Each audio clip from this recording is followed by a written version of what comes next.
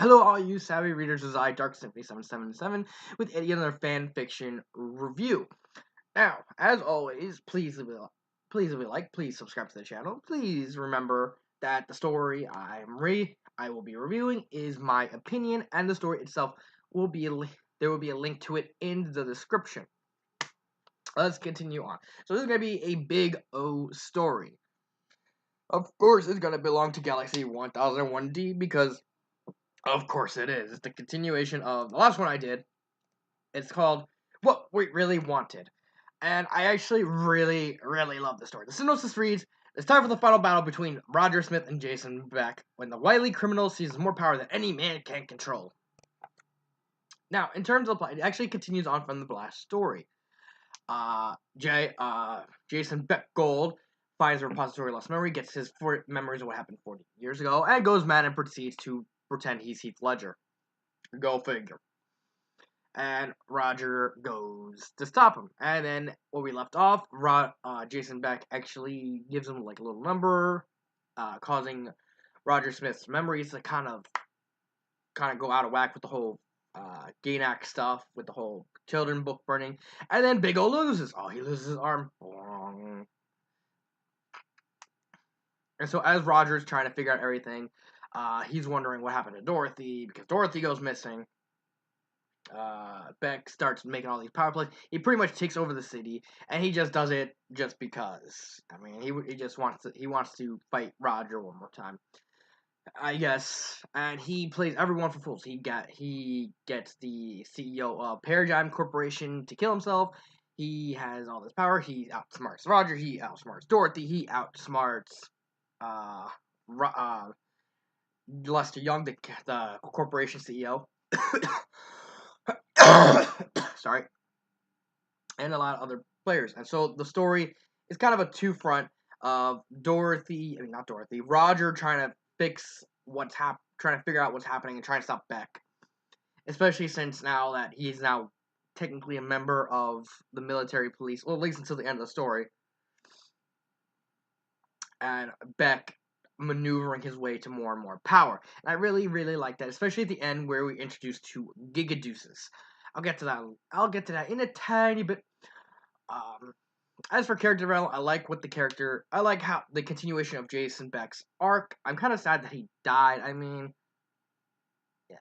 yeah, he needed to die because now he's like cuckoo and with all this power and now all this ways to actually kind of make all this stuff because now he actually kind of is a threat to whatever's left of the city they're in, um, and everything.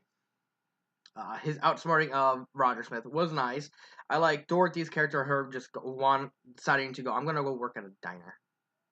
And it turns out she's not working at it. She's really a clone of Red Destiny. And it's just, what? And all this crazy, kooky stuff with military police. And I like the little in joke. I believe it was to Full Metal Jacket, the drill sergeant being named after, I believe. Yeah, I know. I kind of. Yeah, Gunnery Sergeant Hartman. I'm pretty sure that's a reference to Full Metal Jacket. I'm pretty sure that name is a reference to Full Metal Jacket. And he's learning the ropes and everything, and he has to fight. And then he just decides to, fuck this. I'm leaving. Give me back. I'm gonna kick his ass. Yeah. And subverting the whole continuing the whole theme of light is not good, dark is not evil, by Jason Beck going like, I'm gonna do something nice and like kind of live up to the fact he has the shining light, and then goes spike, and then causes chaos in the street by releasing all the criminals, all because he can. And then at the end, they get into a fight. Roger's completely outcast by the Gigadeuce. And then poor Jason Beck kind of dies when the final mode at the chest cannon BFG, what do you want to call it, hits him. Although he doesn't really die from the cannon, he actually kind of dies from a rock slide. Makes sense. kind of anticlimactic. It's still kind of anticlimactic because I kind of expected Roger to either like shoot him in the head, like one big kind of final like little confrontation outside the robots. But it makes sense in the concept because we were fighting underground rather than above ground, which is actually kind of I think the first time I seen him in a fight in underground. I don't know. I don't know. But I like the characters. I like the plot. The grammar, same old, same old. I can't really complain too much about the grammar because I complain too much about the grammar for their stories. So it's like I'm just repeating nonsense upon nonsense upon nonsense. So, pacing and imagery, I really like the pacing of it.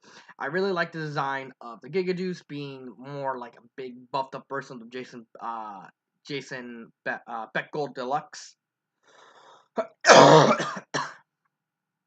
Sorry, and having all these little features and everything, and being completely gigantic, and Big O futilely trying to do any muster, any defense, like boom.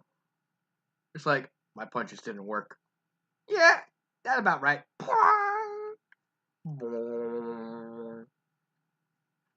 Sorry, my nose is itching for some reason. Um, and I really like the confrontation between that and the pacing and everything because it's a continuation. So it's like I expect the pacing to kind of step up towards the end, and it did.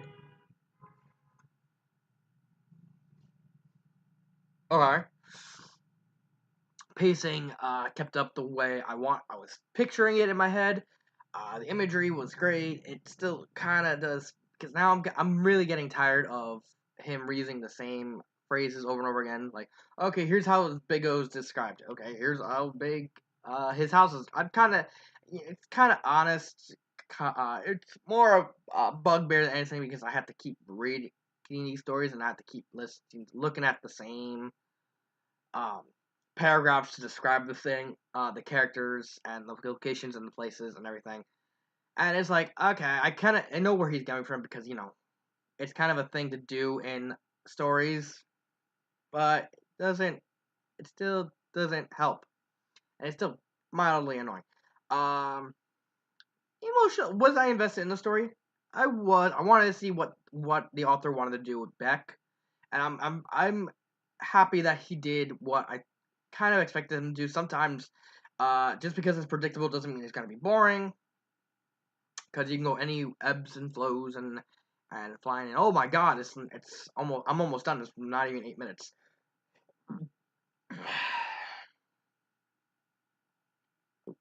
Um,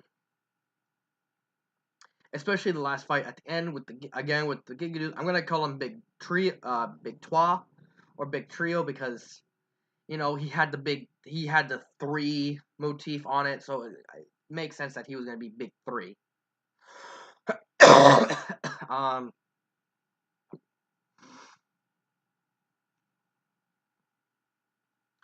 and I wanted to talk and everything about that fight, especially how Beck died. Again, it's not what I would have wanted, but it still makes sense considering the fact the context of the story. So for clarification, the context is uh Big O fired the big laser and everything, destroyed the top half of the Gigaduce. And like Jason Beck's like crouching and he's like, I'm alive, and then a complete cave-in kind of crushes the robot and kind of kills him. I mean, it makes sense in the story, but I really wanted, Roger to literally get out of or somehow get up Big O up there, like get out of the shrink truck, beating the crap out of him and saying you deserve everything because it's like, yeah, he's dead, and yes, it's kind of thrilling the fact he's dead and kind of deserves it, but could have been more to just that one part. Could have been they could have added anything. Yeah, he still could have died from a cave in, but I would have really loved it if the author added like just a tiny little scene having Roger just telling Jason off right there at the end before the cave in happened. That would have been so good, or Dorothy, something happening with those three characters being out of the robots. I would have loved this. Anything, honestly, to do with that. But outside of that, I can't really complain because it ticked all the boxes I expected it to tick. It was done as well. It was done how I expected it to be done, and that's all about it. So favorite part, would I recommend this, and final thoughts. Would I recommend it? I'm a little on the wall. I do like it, but at the same time, it has to be bolstered by the fact you got to read the last story, which I don't really like that much. So I guess it kind of evens out. I would recommend it. I'm gonna give it a solid recommendation, but I honestly wish the author could have kept up the whole idea that you can watch, that you can start any big old story and continue and like and then move on to in any order you want. Um, but I but having a two-part episode in anime that absolutely never needed that to figure out how it works, how the mechanic, the characters, the world building, everything, and it just kind of comes off as a little flat having a two-parter based off an anime that doesn't really do this sort of thing. it it's executed well, but I just wish he couldn't have. He could have did it without doing that. I mean, having callbacks, yeah, I can see callbacks in the anime because they do it all the time, and you have to literally connect the dots and everything. But no, having a continuation of a previous episode, I don't particularly like that. If the anime does not need it. I mean, if it's I mean, if it's like anime like Naruto or One Piece, then yeah, I could see that because there's like arcs or anything. But this anime did not need arcs. It never needed arcs. It never needed this sort of thing for the need for two parts. And I just think in this situation, the whole concept kind of fell apart. It was a good try, and I did love the story, but I just honestly wish he could have done without making it two part. Favorite part? Um,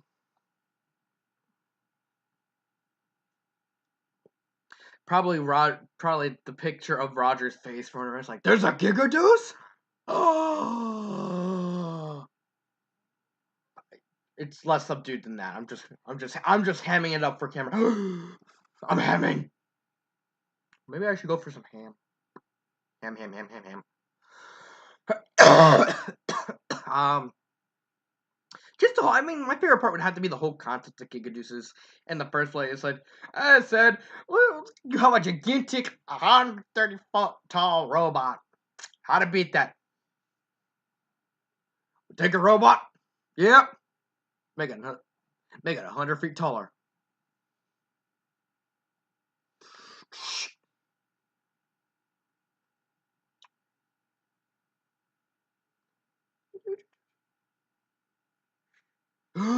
It's genius.